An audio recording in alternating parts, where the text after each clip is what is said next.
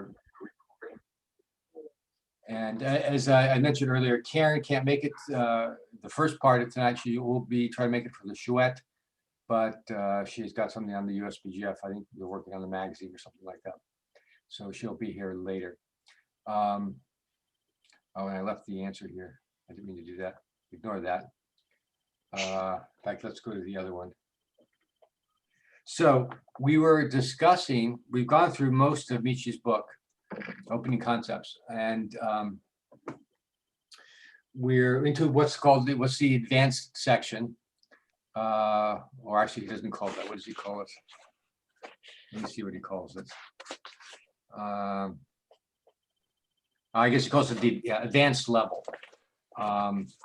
And so these get into some details into much more theory than we've seen before. And what the level we're talking about, or the chapter we're talking about, is called the priming battles, which I think is a very interesting chapter, a much different take. And we're going to look at some of the positions that we've seen already. It's one of those things, you get into advanced levels, they're very specific, they're useful in very specific cases, but less general use. And I love the Proverbs idea. I think it's one of the most effective teaching methods that can take you a very long way with very simple ideas. Simple in that they're easy to understand and easy to apply for the most part. And certain times they contradict each other, but you can generally work those out with a little practice going on. This priming battles chapter answers a few of the thorny questions that come up that sort of contradict, where some contradictions come up or where things aren't clear from the Proverbs.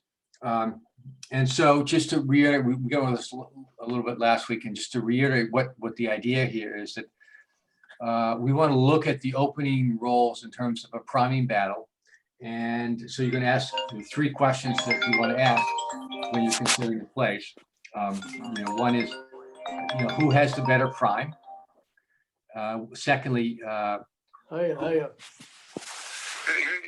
who can extend? You hear me? Who can extend the prime better?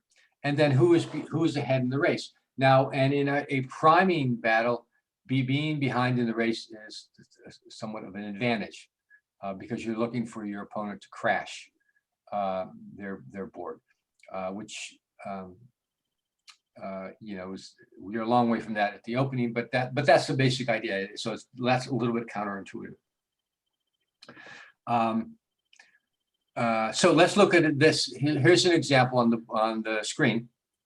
We have a 3-1 to play, and so I think it's useful to look at and see, to ask questions. Well, if we just use the Proverbs, what we come up with, and then let's look at it from Michi's priming point of view.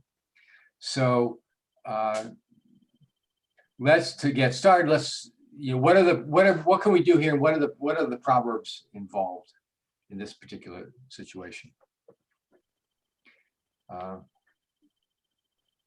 Making the 5-point or hitting. That's right. It's the 5-point. Michi called it the 5-point is the most important point. I sort of modified it and added some things to it to say, well, yes, the 5-point is the most important point, and the 5-point is better than the 4-point, which is better than the bar point. And that in general, if you have a choice between offensive or defensive 5 points, you should take offensive over defensive. So that's sort of what the Proverbs we have here. So we've got a couple, and there's one other one too that I put in. Also, I put in Proverb 0. And who remembers Proverb 0? Hit. It hit. Thank you. I thought no one. I remember my own contribution to this, which is Proverb 0. Proverb 0 is hit, which Michi doesn't mention, but to me, it's almost always right to hit. Okay, so, but here, now here we have a situation where we can hit our opponent, which is a good thing. Obviously, it sends them back 20 pips. It's also fighting for the strong point, fighting for the good point. And this, again, we're keeping our opponent from making the 5 point. He hasn't made it yet, but he's got a 6, a 3, and a 1, and an 8 from down here to make that. He's very likely to make it. So we're fighting for it. The alternative is we can make our own 5 point. Now, if you saw any place other than that, then you're probably wrong. Because those are really the only two that you should be considering here. So how do we do that? Well, under the Proverbs type of situation where you hit and you fight for a good point, and those are good things, or you could actually make the best point, and that's the strongest one here. So it's not entirely clear from those Proverbs what's the best thing to do. So Michi's introduced this idea of what's the better prime. So let's look at the situation. Okay, what's the prime here? Oops, I put the wrong one up there. If we hit,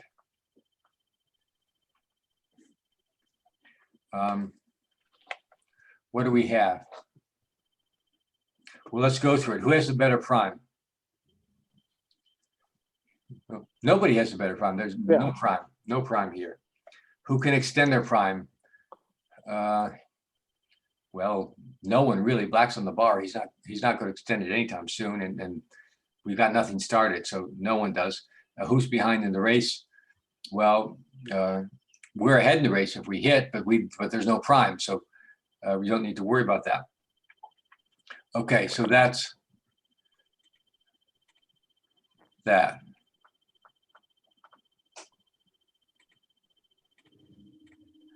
Now there's the other move. Now we can go through this. Who has a better prime? Well, we do at the moment, but and this is one of the things that Michi points out is that this is almost made.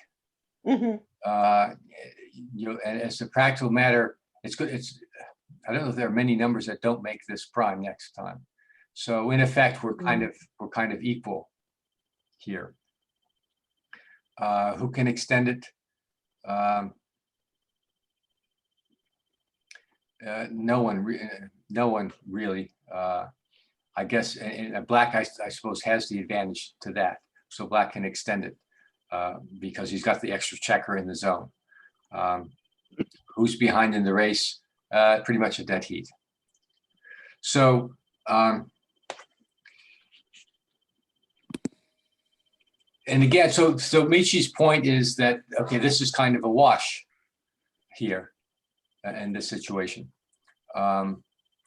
And where no one has any significant advantage over the other.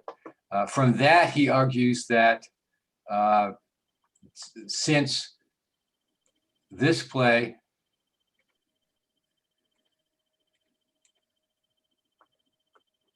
gives you a 20 pip lead, then that's far superior because it gives you something. Whereas the other play is basically a wash. So here you have the advantage. It's not you've eliminated pretty much the priming, but you've gotten the lead. Okay, and so that's and so hitting is far better here. And now, so that's his rationale. Gary, maybe you could also think of it in terms of you're doing two good things by hitting. Yes, yeah. Well, there's another. It's not a problem, but a general rule that I've thought, and I think it works well, is if you're not going to make your own 5 point, you got to do at least two good things, and really three. And sometimes it gets a little bit technical as whether how you count good things. But here you're hitting your opponent and sending him back. That was one good thing. You're preventing him from making the 5 point himself on the next roll. That's another good thing. And you're putting on your opponent on the bar, and you're threatening his blot out here. So that's kind of three good things. And that rule is,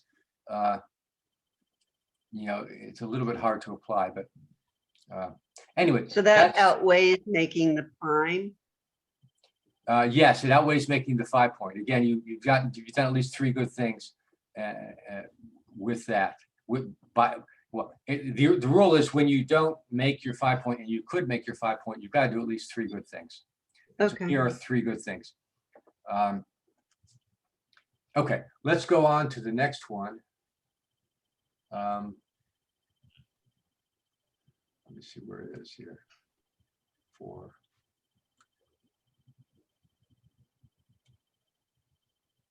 Okay, here's a similar situation. Okay, same ideas. You know, we can hit.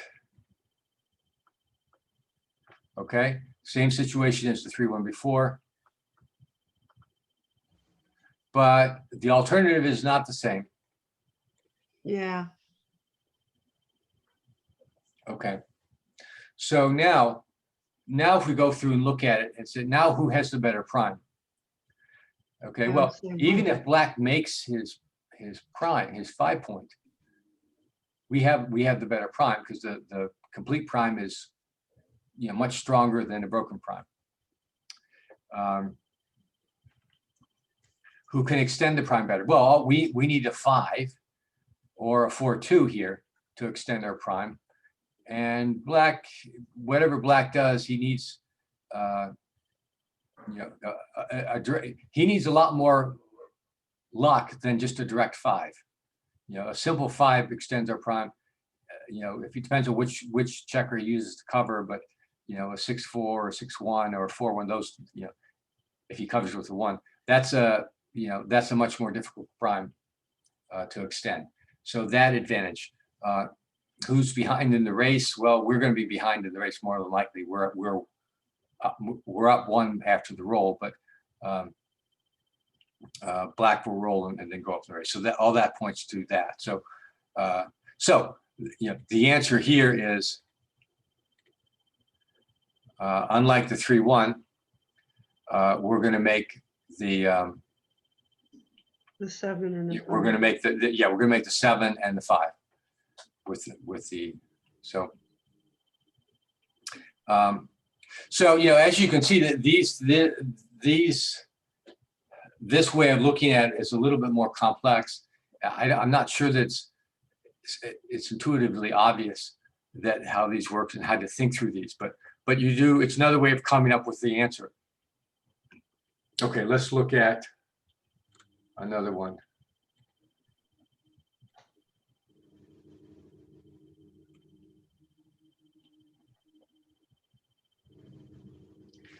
Okay. Yeah, so black is open with the 6-4. And so what do we have to work with here?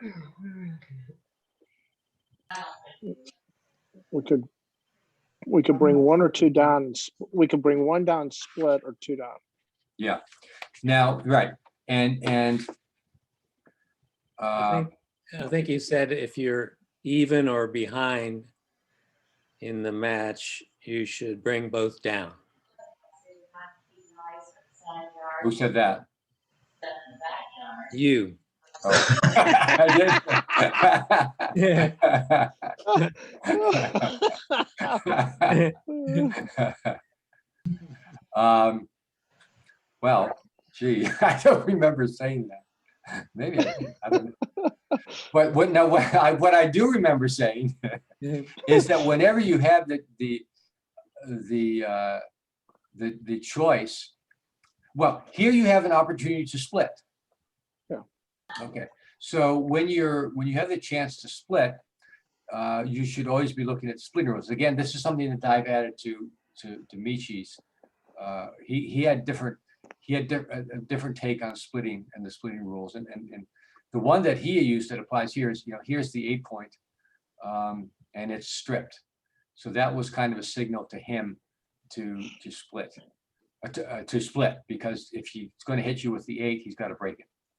And that was part of a general idea that we went over, where if you're gonna leave a checker, a block in front of your opponent's points, make sure it's in front of a strip point, and that way if he hits you, he's forced to break it. And he only has 8 checkers in the, Right, so let's go through the other thing. There's only 8 checkers in the roll and the zone. So that was also assigned. Well, the sign to not split is if you had 10. So so he's only got 8, so that's not a sign not to split. Now the signs to split were if you're well blocked, which we're not, and let's see, if your opponent had either split or made an advanced anchor, which is not. So, well, let's see. So we have signs to split here. So is that the right answer? No, the answer actually is to come down to. So, so why is that? Well, the priming battle argument is, let's look at, if we did this one, and it doesn't really matter whether you do the 3 up or the 4 down. Do we have is there anything that you can talk about in a prime? Yeah, well, not really. I mean, once black makes the 2 point, he's sort of giving up on his prime. He's giving up on a priming battle.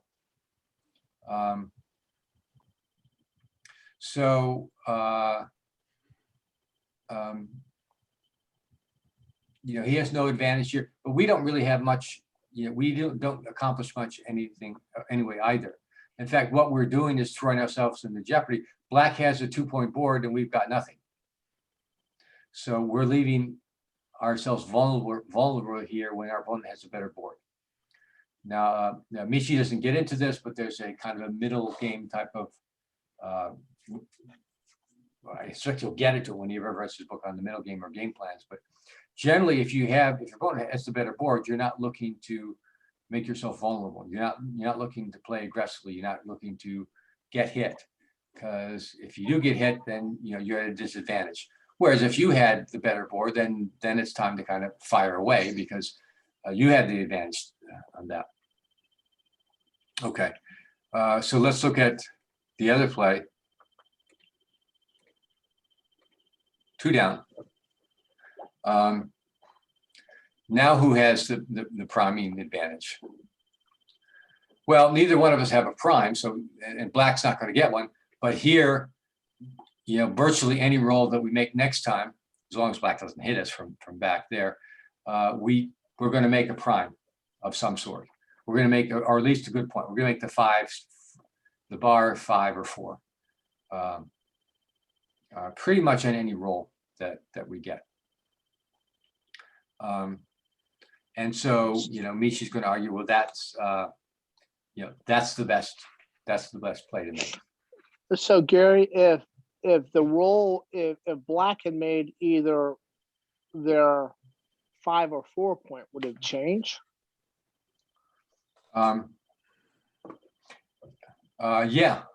Yeah, because in fact, I think.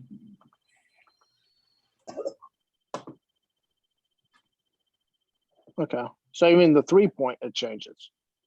It's very Yeah. close with the 3 point. Yeah, it's close.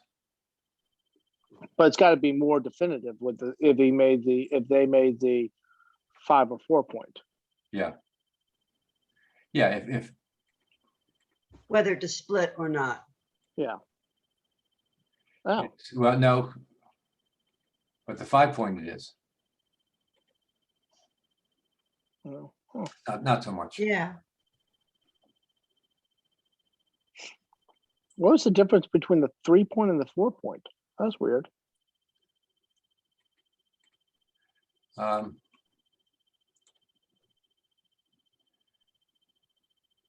Yeah, actually, the 2 They're down. very close. Oh yeah, it's almost The no, 2 down, it's yeah, really they're about the same. Yeah. yeah. Okay.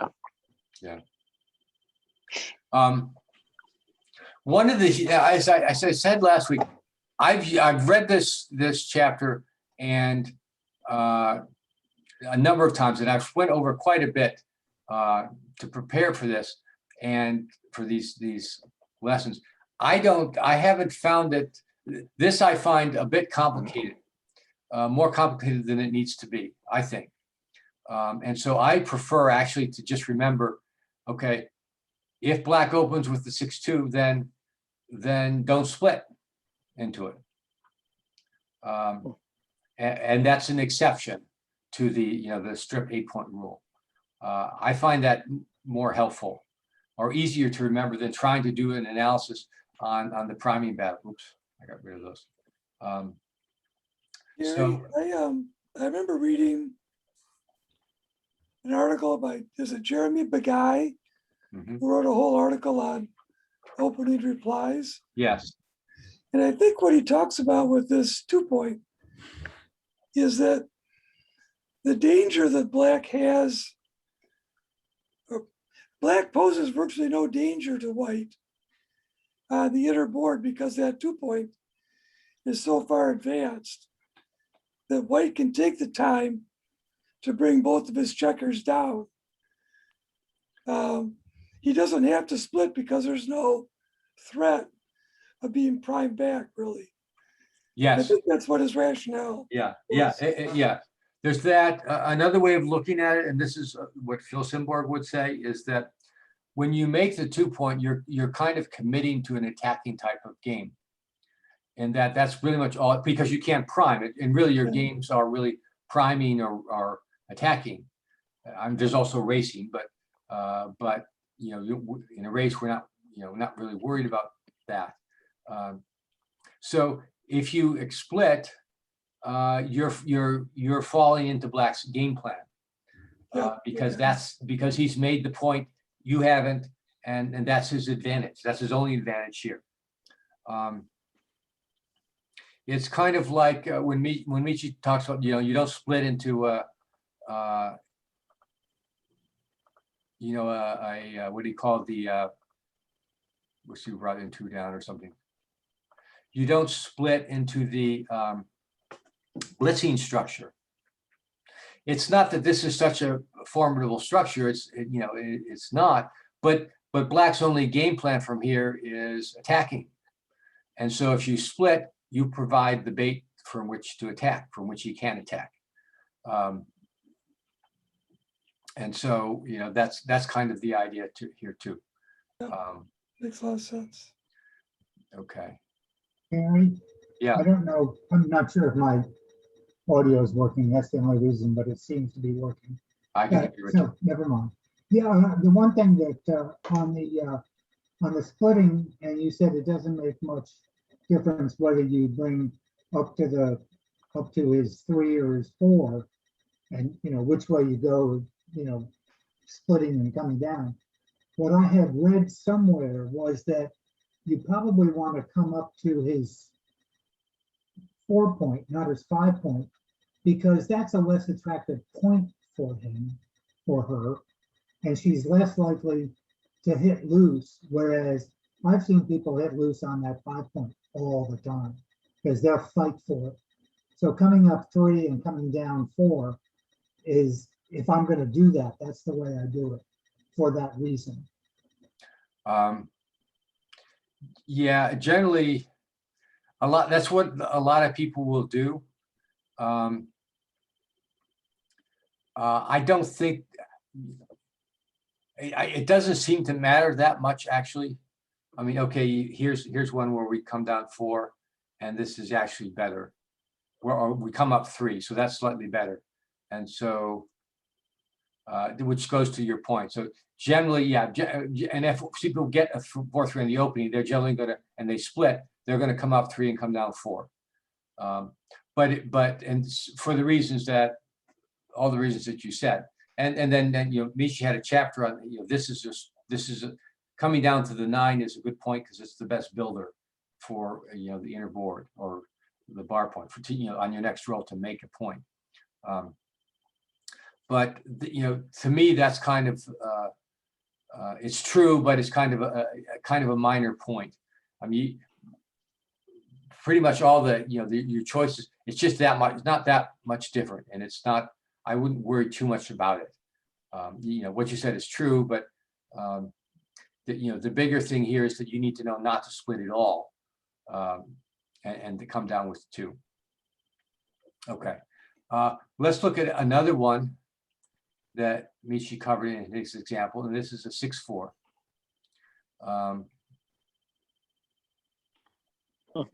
And so, so does anyone know what the right move here is? I Run. think it's point versus point, isn't it? Yeah, I bring out my 6 and bring down a 4. That's what I would do.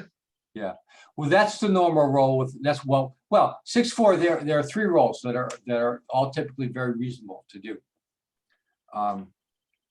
One is run. And actually that the DMP, that's DMP play, that's the right play. DMP means double match point. Is if you just need to win the game and you don't need to worry about gammons or being gammon, it doesn't matter. It's 6-6 on the 7-point match, then you run because you just need to win, and that's the highest likelihood of winning. So that's one option. Coming up 6 and down 4, that's another option. And that's kind of plays, you're playing both sides of the board, you're moving your back checkers and you're coming down to attack. So there's a lot of strength there. And the other is to make the 2-point. And the advantage to making the 2-point is that it's an inner board point, but you're giving up your priming capabilities. But if you're looking, but it's slightly better, you're slightly more likely to get gammons by doing that because you made the point. And now you can attack your opponent and you have that point to go on. In this case, there's only one good answer to respond to the 6-2 opening, which is to make your own point. And this is and Michi provides this example in his book, and he basically says, well, Black has given up his priming game. Any of the other moves don't give you an advantage in a priming game. And all the other plays, the running or the split, give Black the chance to hit you, which is what his game plan was in the first place. And so doing this, making the 2-point, puts you on equal footing. Now Black does not have the advantage of the better board anymore. And it's not, this is not, the great play. Your chances of winning here aren't, slightly down, but it's the best. It's the best of the bunch. I always thought that making the 2-point was, and this is the way I've always thought about it, at least on an initial roll, is to take away your opponent's ones. Because now she's got no good ones. Yep. Either split the 8 or, let's assume that there's still 3 on her 8. Yeah. She's either going to come down to the 6 or come down to a 5. Yeah. Because there are no other ones. Yeah, that is true. That's one of the advantages of making the 2-point is that the ones your only move with a 1 is to slot. Usually the slot the 5-point. Again, we're talking about early on in the game, and you've made the Right. Which if having made the 2-point, now you usually have the better board because you've made a point and your opponent hasn't, and so that's the advantage. That's where making the 2-point plays into your hand if your opponent rolls a 1. Since we're covering the making the 2-point makes a 2-point, it might be useful to go over what basically I find it more useful just to go over what all the rolls are that you should do. So, I mean, you have your basic rolls, the 3-1, 6-1, 6-5 are all the same. 4-2, double ones, we're going to do this. What about a 2-1?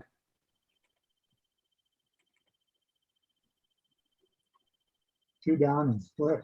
Oh, yeah. Oh, in this situation. Yeah, 6-4. I thought After the 6-4. What do you do with the 2-1? I thought it would be useful to go just, we're looking at 6-4s. Sometimes it's better just to know the right play. So yeah, and let's think through what's a good thing to do with the 2-1. Go Two turn down down and and slot 6-5. behind. Okay, certainly that. 6-5. Yeah, it's about, you can't split. So it's either that or this one. I'm surprised that this is that much better. It's not very much better. Because again, black has the point. So generally it's not right to slot when your opponent has a better board. But in this case, this is not really a very effective roll. So, okay, 4-1.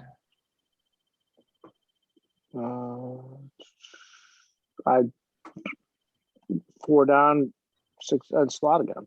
13, 9, 6, Thir- 5. Yeah.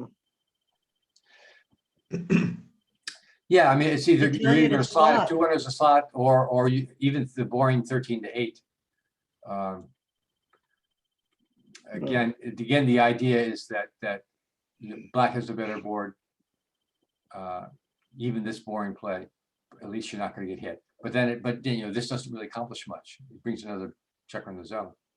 Okay, 5-1. Ooh. 13, 8, 6, 5. It's got Yeah. Well, now you can't move the black one, so you've got to come down here with a 5 or something really stupid like bring your 8 in, but that no one would do that. And so you're then left with slotting. You got to slot somewhere, so you might as well slot the 5-point. You want the 5-point more than the bar, and you've got 5 checkers on your 6-point. 6-1. Obviously, we're going to make the bar point. 2-1 we went over. 2-3. Um, Two down. Yeah, it's going to be 2 down.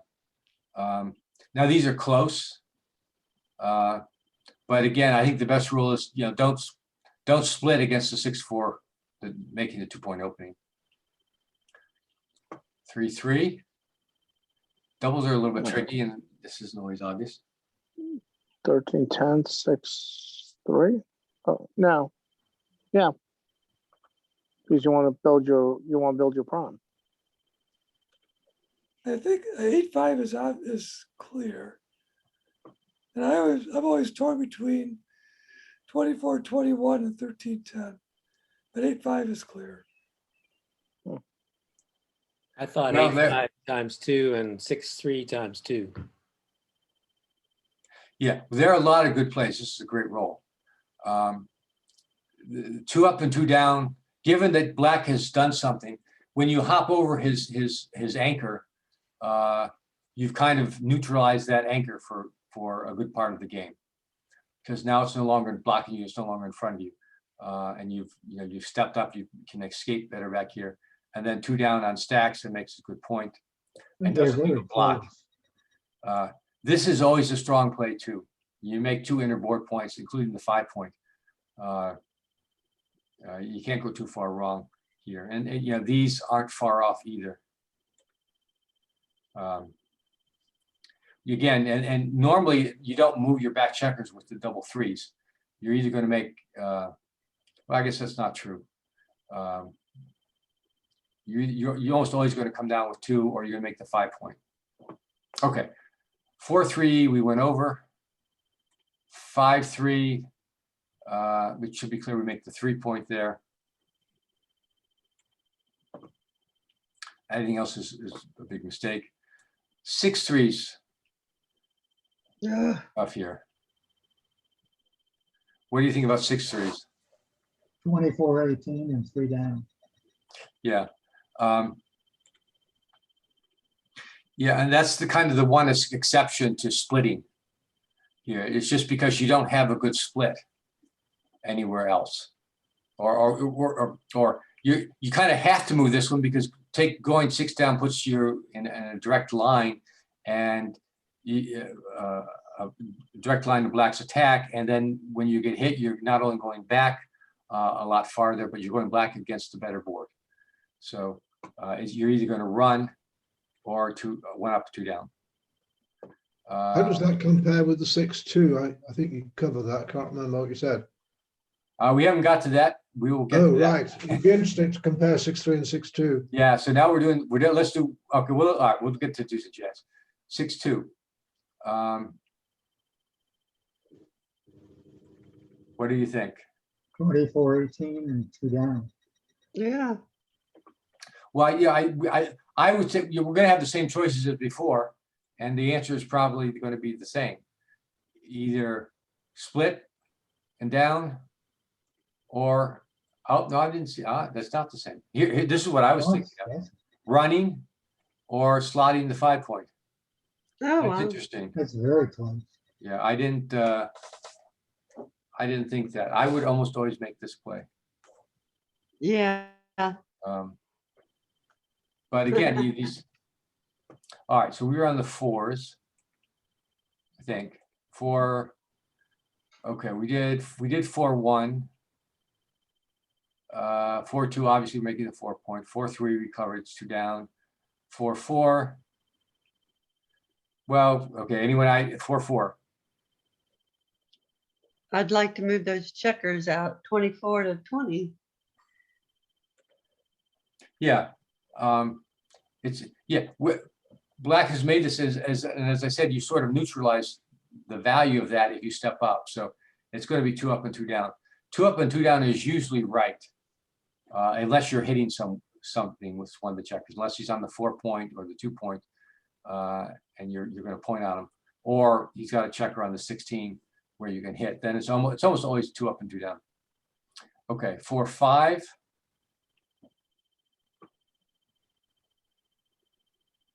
Two down, I think. 2 down. Yeah, it's going to be 2 down. Same thing, same reasons as 4-3. Again, you're not splitting against the 6-4 opening. So yeah, again, I think it's easy just to remember, don't split against the 6-4 opening. That's a better rule. 6-4 we covered. You make the 2 point. Let's go into the 5s. 5-1 we covered. You slot is better than slot the 5 rather than sliding the bar. 5-2. What do you think? Bring 2 down, 13-8. Yeah, it's going to be 2 down, or in this case, this is a case where the split isn't so bad. Again, you're splitting into a point that he doesn't want to hit you loose on. Not again, but it's not quite as bad to split here. But yeah, 2 down. I would remember just, okay, don't split against the 2 point opening. I think it's easier. Okay, 5-3, you're going to make we saw that already. 5-4, we saw. 5-5.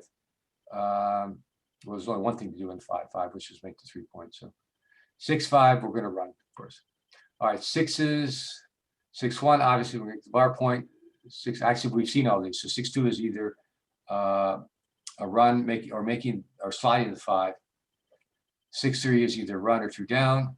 6-4 is making the 2 point. 6-5 is running, and so forth. 6-6 and 6-6 should be 2 up and 2 down. Yeah, anything else is a huge punter. Okay, let me see. I guess let's do one last one. I'll pick one of the examples at random from Michi's examples. Oh, that's clever. Yeah, so what are our options here?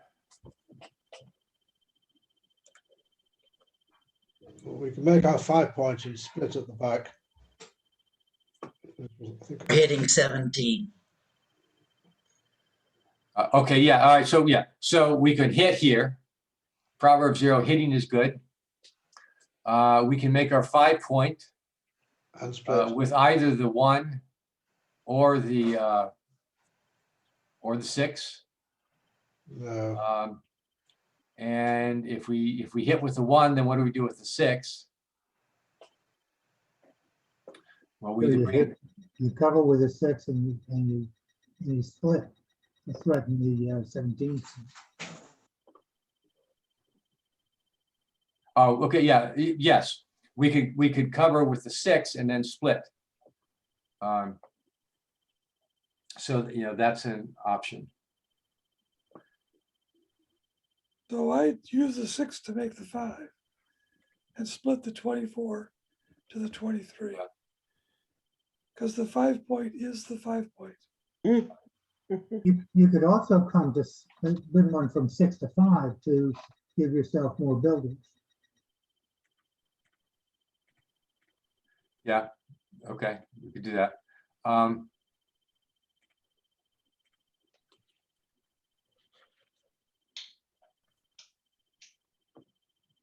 What does the analyst say? Well, so how do you come up with this? Michi would say, he puts this example in his book as to look at from a prime versus prime point of view. And so what do we have here? This one, how's our prime? Not very good. Not very good, no. He's got a 3 prime. We did put him on the bar, which is good. He's behind in the race, which is actually to his advantage, Michi would argue, with the prime versus prime. But we got nothing here. And it's because black is coming in, he's going to hit us with any 5, and he's going to hit us with any number and then a 4, other than 6-4. And so we're then going to get sent back, or he's going to come in and hit us with the 5 coming in. There's another 5, we get double 5s. I guess we don't really need to worry about that one. He uses the 5, he's going to hit us there. But so the priming battle is not good here. Hitting. Let's put him back. If we do it with this one, now we have a choice. And now how does the priming battle look?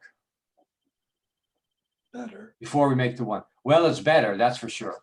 We're still losing the priming battle because he's got the board and he's got the better prime to begin with because we've got the gap, and he can extend this easily with a 5, or, you know, 4-2 does well too.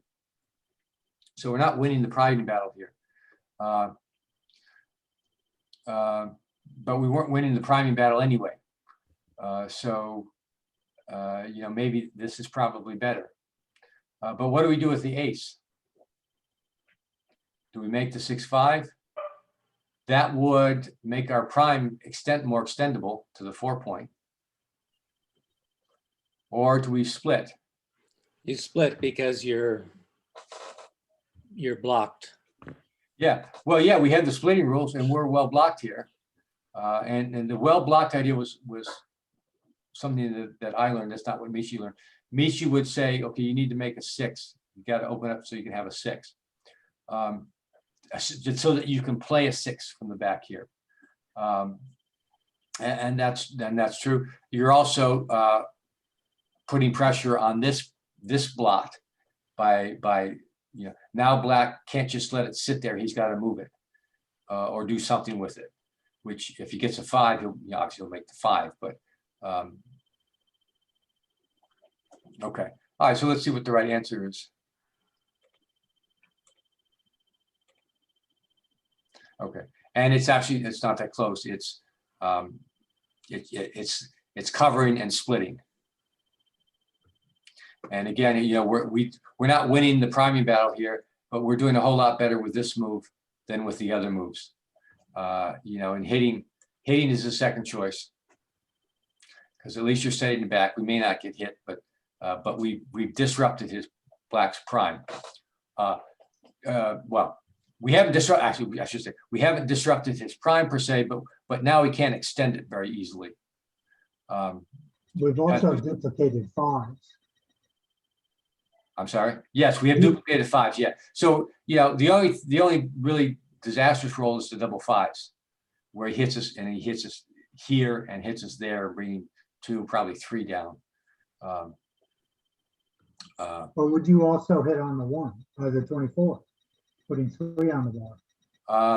Oh, that's a good point too. He could hit, come down with 2 and hit off the 1.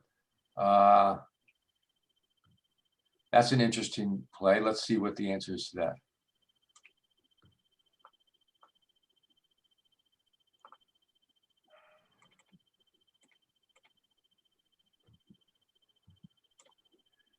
What do we think of that? Certainly hit 1, certainly hit 2, come down with 2. Do we hit or not?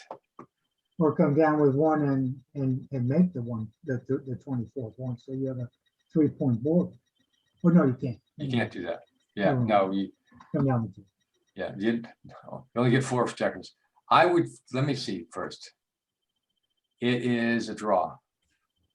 3 down. Oh, I'm sorry, it's not. It's not a draw. This one. Yeah. We haven't, well, okay, this is outside, and I just saw the answer. It's outside the scope of what we've been learning, but the idea here is that we don't have enough checkers in the zone to hit. To try to blitz. When we, because we've got 3 back here, we leave 3 here, that's only 9 left. My guess is that if we had another checker in the zone, oops, that might make it a little bit closer. A little bit closer, not quite. Yeah, it's not a blunder now to do that, but now you have more checkers in the zone. Okay, completely off topic. So let's end it there for the session. And I'm not going to, this will be the last section, this chapter. If you want to read it, I find it a fascinating chapter. I found better ways to use this or to learn the stuff that this teaches, but it's an interesting way of looking at it. I did invite Michi to come and talk to us at some point. And he said in October when he's back, he's in Japan now. So maybe we can come up with some questions on this sort of thing. Anyway, there we are. So let's, we're going to have the Chouette now. Gary, Yeah, I have a quick question. I was talking to one of the other folks that is usually here, and I was told that the recordings are not.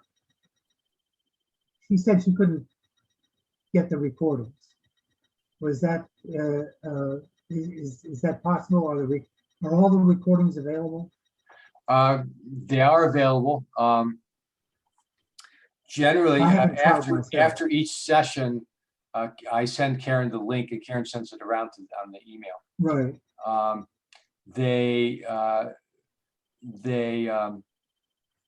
I don't think they're not there now anymore because I put them. They're still. I can give you access to them if anyone wants them. I try to Yes, make them please. available on the USBGF website, so Oh. that. Hi, Gary, I was the one, this is Lisa Spear. I spoke with Richard about this because how long of a window do you have to access them? Because I've tried a couple of times with Yeah. different recordings and the link just seems to be dead. I can't, access them. Well, they're usually up there at least a couple of weeks. Really? and- I haven't had that experience. Okay. It definitely hasn't been a couple of weeks that Okay. it. Well, I recently I recently moved them all to a Google Drive so that the USBGF can upload them. If you want some specific ones, send the email to Karen or someone, and I can make them available. But again, we're trying to upload them to the USBGF website where you could get them there. Gotcha. Okay, thank you. But yeah, the idea is that they should be available. And it's just a matter of